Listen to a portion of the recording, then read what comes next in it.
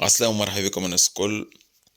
اليوم إن شاء الله باش نحكيو على بعض الوظائف بألمانيا واللي تعتبر الأعلى أجرا في ألمانيا، والحاجة الإيجابية اللي فما بعض الوظائف اللي ما يستحقوش في إنك تكون عندك شهادة جامعية أو مهنية أو أي نوع متاع شهادة أخرى، والسالار متاعهم عالي عالي جدا. خلينا نشوف مع بعضنا شنو ما هما الوظائف هذوما. نبدأ بأول وظيفة واللي يعتبر راتبها قوي ولا تحتاج لدراسة لمستوى لغوي معين، اللي هي الميولمان، اللي هو عون النظافة. طبعا المهنة ما تحظاش بشعبية كبيرة خاصة في مجتمعاتنا، ومش مقبولة برشا عند برشا من الناس في بعض الدول، لأنه يعتبروها غير مناسبة للقيمة الاجتماعية. لكن بالعكس، لهنا الألمان يحترموا أي نوع متاع وظيفة، معناها ما عندهمش مشكلة مع حتى حاجة.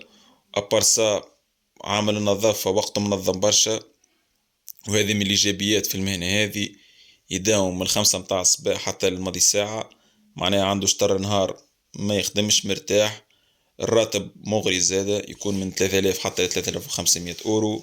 بالطبع لا تحتاج لا تأهيل مهني ولا دراسة جامعية. الوظيفة الثانية اللي هو الفاغليغا، اللي هو مدرب السياقة. وظيفة عليها طلب كبير بألمانيا، نجم تعملها عن طريق الفايتا بيلدونج لمدة سنة. ومن بعد تولي تخدم.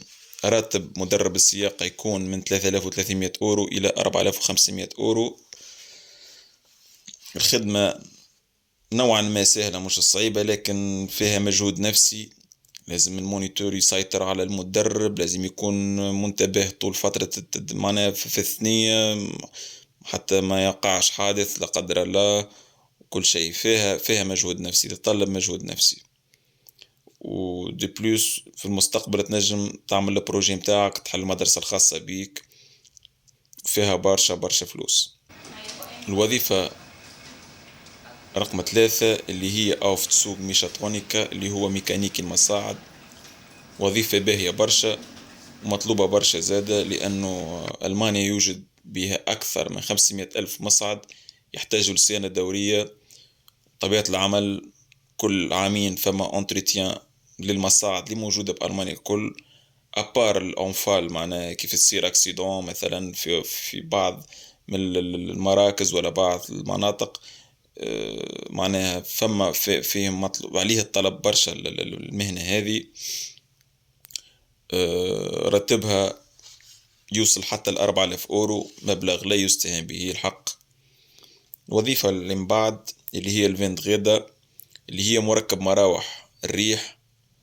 راتبها يصل 6000 أورو، راتب مغري. ووظيفة فيها صحيح برشا ريسك، لكن وظيفة محترمة جدا. الوظيفة اللي من بعدها اللي هي الفلوغلوست، معناها مراقب جو.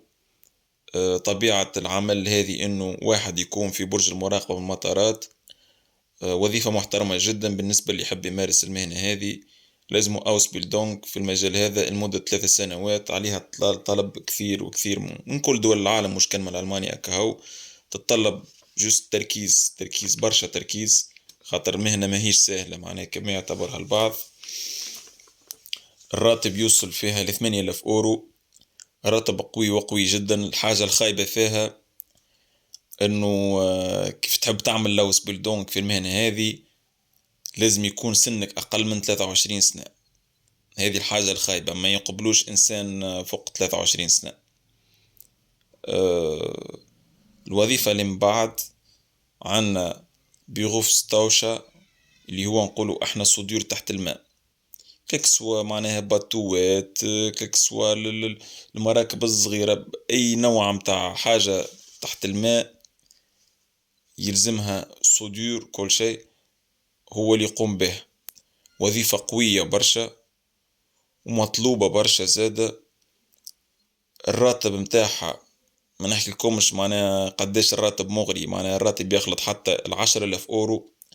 راتب معناها فما حتى إطارات في الدولة من نجمي مش ياخذوه. اليوم إن شاء الله أعطيتكم لمحة على بعض الوظائف بألمانيا. إن شاء الله استنفعتم من الفيديو هذا، وإن شاء الله مازيد باش نقدم الإضافة.